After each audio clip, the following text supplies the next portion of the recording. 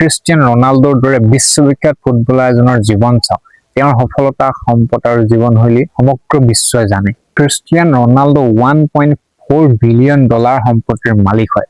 তাৰ পিছতো তেওঁৰ বিয়াখন খুব সহজ সৰল সাধাৰণভাৱে তেওঁ পাতিলে। তেওঁৰ বিয়াখনত তেওঁৰ ল'ৰা সন্তান কেইটাৰ বাহিৰে বেলেগ আৰু কোনো মানুহকে দেখিবলৈ পোৱা নগ'ল। টকা থকা মানে টকা দেখুৱাব লাগিব বুলি কোনো কথা নাই। জীৱনত কিমান আছে সেইটো ডাঙৰ কথা নহয়, কিমান বুদ্ধিৰে সেইখিনি ব্যৱহাৰ কৰিছো সেইটোহে ডাঙৰ কথা। আৰু এইটো কথা আমি ক্ৰিষ্টিয়ানো ৰনাল্ডোৰ পৰা শিকিব লাগিব। আপুনি জানেনে এজন মানুহৰ বিয়া কিমান ডাঙৰ হ'ব লাগে সেইটো তেওঁৰ পকেটত কিমান টকা আছে সেইটোৰ ওপৰত নিৰ্ভৰ নকৰে, বৰঞ্চ তেওঁৰ মানসিকতা আৰু চিন্তাধাৰাৰ ওপৰত নিৰ্ভৰ কৰে। ক্ৰিষ্টিয়ানো ৰনাল্ডোক চালেতো আমি তেনে সাধাৰণ নগণ্য সাধাৰণ ধূলিকণাটো। তাৰ পিছতো আমি নিজৰ বিয়াখন ধুমধামেৰে উলহ মালহেৰে বহু অযথা টকা খৰচ কৰি আমি নিজৰ বিয়াখন পাতিবলৈ চেষ্টা কৰো বা পাতিবলৈ মন মেলো। বিয়া মানুহৰ জীৱনত এবাৰে হয় বুলি কৈ আমি কিয় বহু বছৰৰ সঞ্চয় এটা দিনতে খৰচ কৰি পেলাওঁ। আজিকালি আমাৰ সমাজত বিয়া মানে প্ৰতিযোগিতা, কাৰ বিয়া বেছি ডাঙৰ, কোনে কিমান বেছি ধুনীয়া ডেকৰেশ্যন কৰিছে, কোনে কিমান মানুহ মাতিছে, কোনে কিমান টকা খৰচ কৰিলে। বহু সময়ত আমি নিজৰ সামৰ্থ্য অনুসৰি নহয়, আনৰ বিয়াৰ বাজেট দেখি আমি নিজৰ বিয়াৰ বাজেট ঠিক কৰো। কিন্তু অলপ ভাবকচোন, বিয়াৰ সেই এটা দিন শেষ হোৱাৰ পাছত কি হয়? ভিডিঅ' থাকিব, ফটো থাকিব,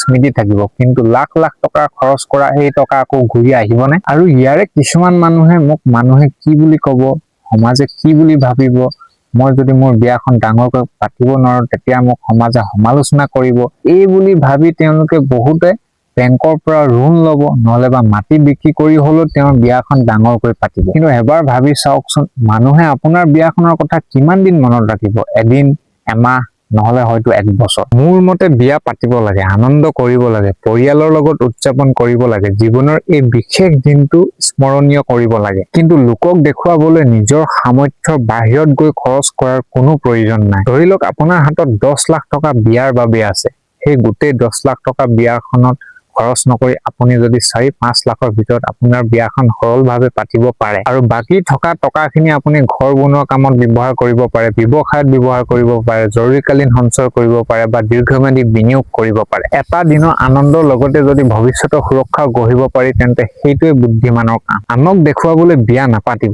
নিজৰ জীৱনটো সুন্দৰ কৰিবলৈ বিয়া পাতক।